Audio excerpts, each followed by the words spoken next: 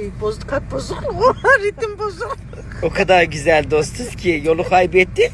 Şimdi kalktık bizi kaçırırlarsa Neslihan diyor ki benim böbreklerimi alırlar. Dedim ki senin böbreklerin iyi çalışmıyor. Kibar abla diyor ki onun kalbi iyi çalışıyor. Kalp çalışmıyor. Kibar ablanın kalbinde stent var, onu almazlar. Onun her yeri iyi çalışıyor. Kalbi çalışmıyor. Kibar ablanın böbrekleri iyi. Sevgi ablanın beynini çalsınlar. Onun beyni fena çalışıyor, fenalar. Sessiz sessiz düşünüyor. Sessiz Sinan'ım benim. Anamın tek akciğeri var. Onun bakayım. Yok onun da organları yorgun. Onun gözleri de gitti ya. Onun gözleri de gitti. Dilini alsınlar, dilini. Maşallah subhanallah. Boynuna 2 tur dolanır. Kendimden biliyorum. Anamın oğluyum çünkü. Buse Hanım. Buse 5 para etmez. Ele ki ayağı ağır bir karı. Kimin ya? Senin. Bizim bir komşu vardı da onu diyorum. Senin. Allah, buldunuz mu yolu? Bak şu evet 0008 anca gidiyoruz.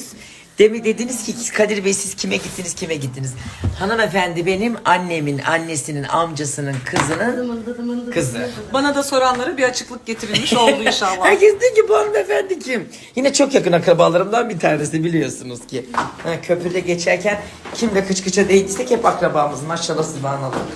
Yalnız bizim hanımlar yediler içtiler bir üstüne paket aldı gidiyorlar. Adeti budur.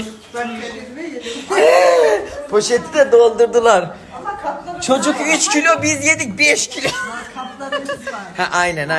Getirdik öyle götürüyoruz. Şurada ne güzel ızıycık yerime uzanmışım. Koyun şurada ha. Allah sen bilirsin ya Rabbi. Ben yattım sen kaldır Allah kaldırmazsan dilimle imanımla gönder Allah. Eve yaklaşınca haber verin. Göstermedir. Bize bir takı. Ne de olsa Zilanda düğünüm var. 05 mi taktı Sude? Duymadım. 05 mi takıyor? Ay dur bir bak. Kaynaşanın yolu boynaşanın elek satan kör paşana. Ay okudu da. Maşallah. Evet. Ağzımız da dualıdır. Çok sağ ol. Brandayı muşambayı yırttılar. Limon gibi kızım seni sıktılar. Portakal gibi soydular. Kağıt gibi yırttılar. Branda Biz sanki bebek görmesine değil de keyfe geldik. Yedik içtik üstüne bir de kayfelerini yudumluyorlar. Gide kızım bu nasıl bebek görmeydi ben bilemedim ha. Bebeği kapıdan görüp de gelmek içerdik. Diyorum bu nasıl bebek görme yediler içtiler bir de üstüne kahve içiyorlar.